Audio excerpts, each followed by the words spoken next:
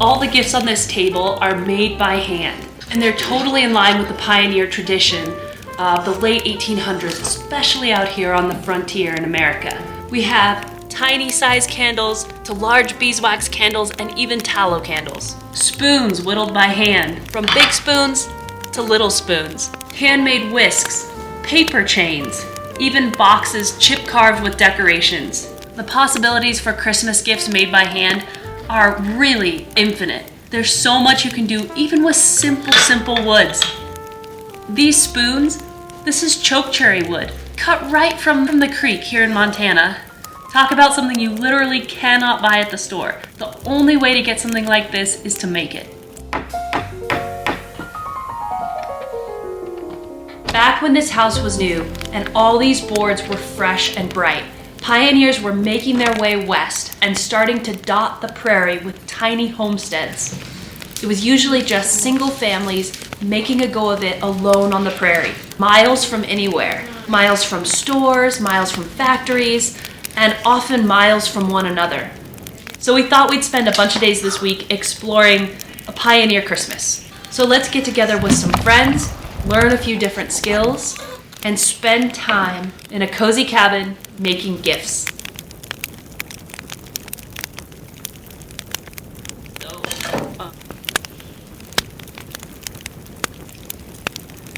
Life in the West was incredibly independent and as close to self-sufficient as many could get, but they still relied on one another. And the American Christmas traditions speak a lot to that. You would have cooked together, you would have decorated together, you would have built handmade Christmas gifts for your children. Often they did all of that alone, but if they could have, they would have gotten together with a neighbor and sowed or collected berries from the land or pine boughs to make wreaths. This was a very special time. Okay, it's one of those cold days in the cabin. My friend Sienna is headed out to meet us here. I think we are going to put our big coats on and brave the wind, and we are gonna go walk all over this ranch in search of evergreen boughs, berries, wild sage, anything we can collect to make Christmas swags and decorations that we can give to members of our family, which is something pioneers probably would have done. Store-bought things were far away and they cost money. So the reality is, you had to make do with what you could find on the land. It smells amazing. And you kind of, they're so low to the ground, you have to like dig them into the ground. Yeah. Those are lovely. Sienna's even brought along her handmade saw. This is something that years ago Harry and I made in the wood shop for Sienna and her family. It's kind of a Christmas tradition. You take this saw off the wall and you go out into the forest and cut your Christmas tree. So it's fun to get to be using it again out here on the ranch. Yay! Plus, this little bow saw is exactly the type of thing we're talking about today.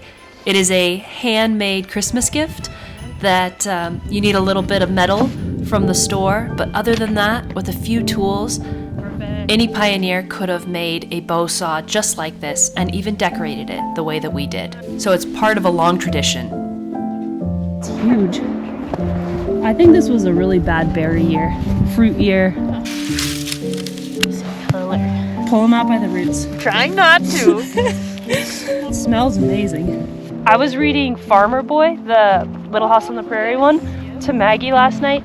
And Almanzo talks about like they would go and draw sap from the trees, and like he would just go out on the hillsides and dig down and eat all the berries like all day, and then they do it again the next day, and then they do it again the next day. It's like you'd eat all the berries in this whole ranch in like an hour. Yeah. I love the name. I know. I have the name I would pick. But there's already a couple boons now, and I'm like, No. Look at this grass. What is that? Little blue bunch. It's really airy. Such a pretty color compared to everything else. It is. It's got a red stem. Yeah. I love the bone. This isn't like Kentucky or England where there's just beautiful things everywhere in the hedgerows. That's not really the case in Montana.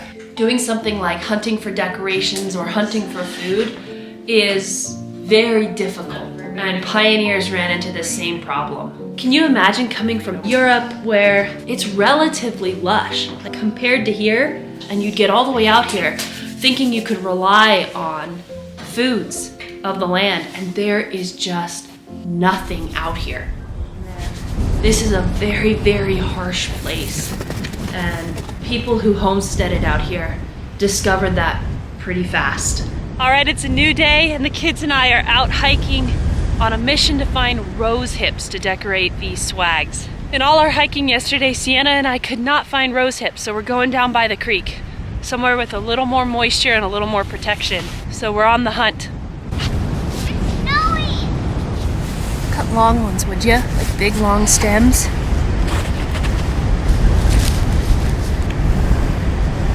Oh, we went on a long hike and found 0 rose hips, nothing.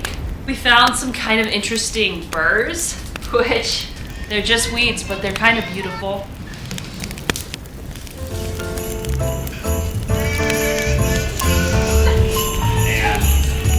And you're about like the flat.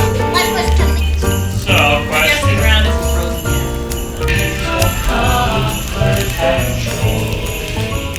Life out here, as independent as you had to be, idea of total self-sufficiency really is a myth.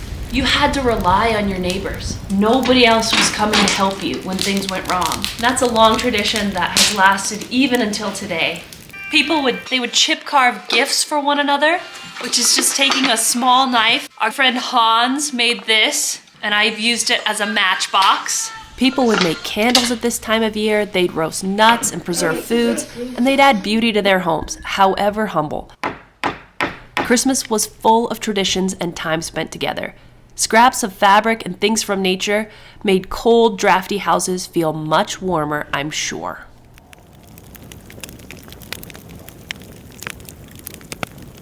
I thought it might be fun to go check out a neighbor and a friend in his wood shop and show you how we made some spoons together, how we've made furniture together.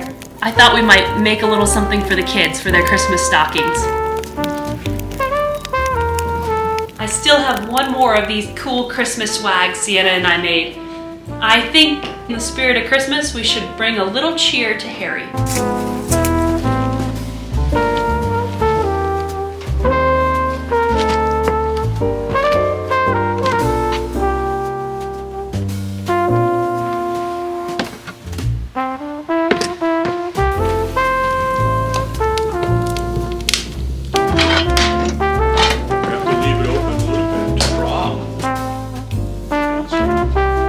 You gotta hold it kind of flat. Where is it? You have it? Where is it? I don't know where they are. Part of the creative process of making a spoon is the fun of making the shape. Yeah. Okay, so this is, and I simply use my hand as a compass and start shaping. It's the grain. Spoon A as template. Okay.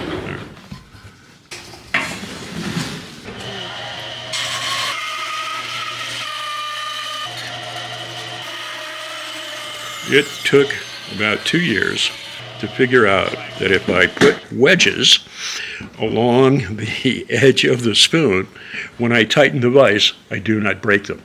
Okay? It was basically about 50-50 for a while. Number of spoons broken to number of spoons attempted. And God has given George hoses. Hoses. Carving the spoon. This is a gouge. It's just a curved chisel. And this kind of gouge is designed for spoon making because the tip comes up at the end. It doesn't just go straight. It goes slightly up. And that's important when we start to make the bowl. We start with the gouge somewhat higher, set the depth, and then move the gouge down.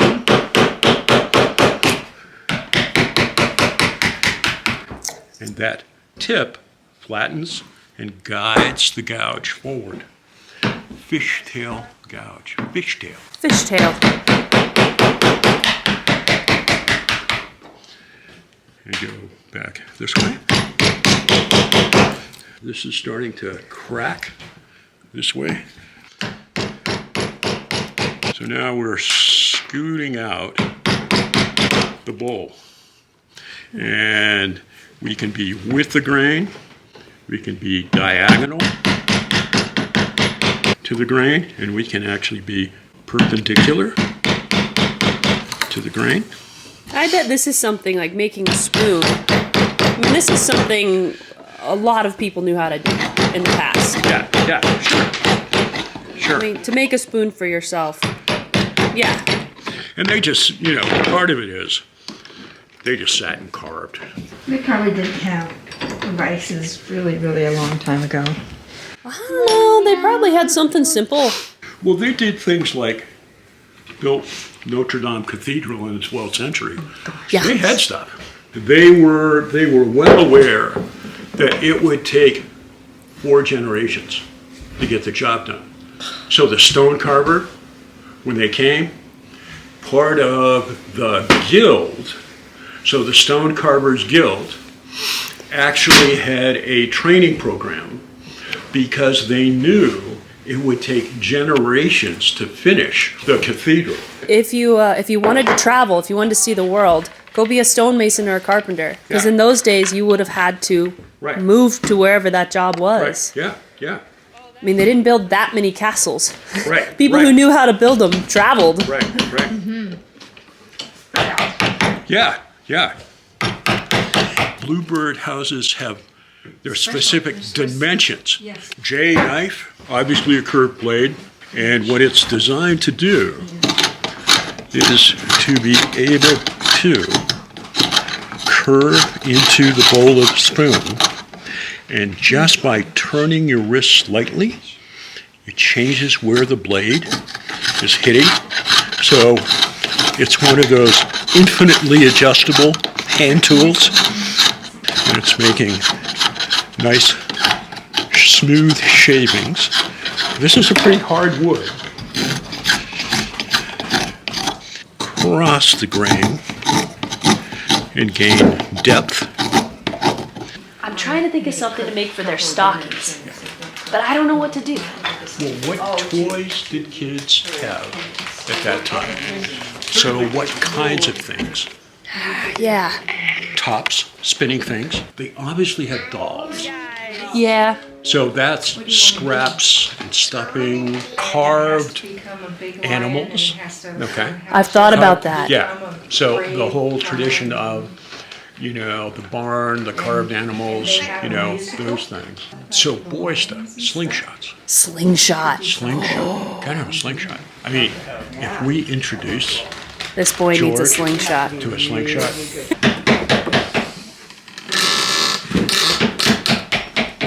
So is it?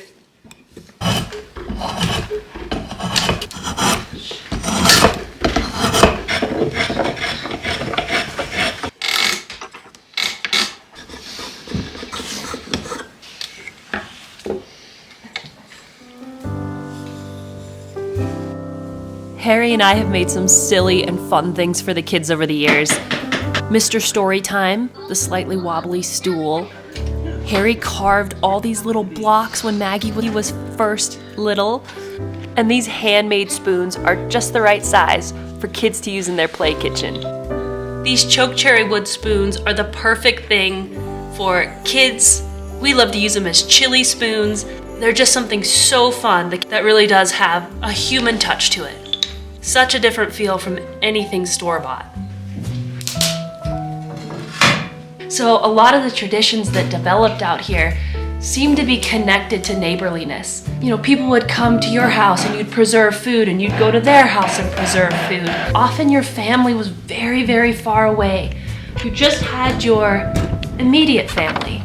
Robbie was saying to me, especially at Christmas, it's very reminiscent of the Holy Family. Christ was born in a manger. It was just father and the mother and the child in a bed of straw. It's always depicted as out in the middle of kind of nowhere, or at least that's how we like to remember it. Maybe that's part of the American tradition of it as well. This axe has a super cool story, so you guys have to stick around. But I want to do its due justice. Hopefully you guys will stick around for our big recap episode that we plan to release next week. Because yeah, this beauty has a whole nother story to tell about this old house.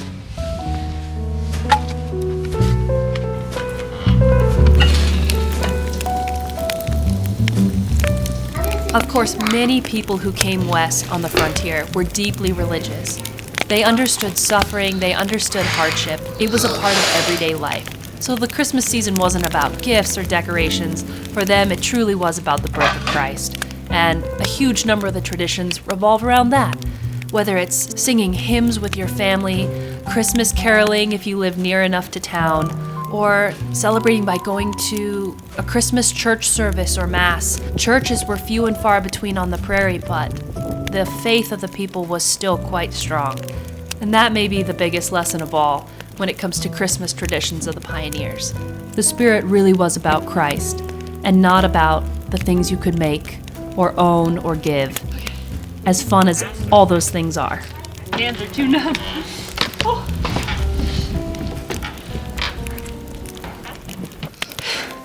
But there sure is something to be said for giving your loved ones your time and efforts in something real, not from a factory. Aunt Margaret came over to show us where she had been putting her time and love into making Christmas decorations. She made paper chains, paper Christmas trees, even a paper star for the top of the Christmas tree. This is the kind of Christmas I'd love to see return to our world. We'd love to share some of these Montana-made beeswax candles with you guys. We made quite a few of these on the cook stove, and then Maggie polished them by hand. Thank you. Please could I make some more? If anyone's interested in purchasing some for Christmas for themselves or for their friends and family, I'll put a link in the description. I like these. They're nice and smooth. Me too. We've got a bunch more gifts to make. There's more Christmas decorating to do. Oh, and we hope you'll catch the big recap episode where we tell the story of that axe and we go through the journey of renovating this homestead 1 year later. Hope to see you guys in the next one.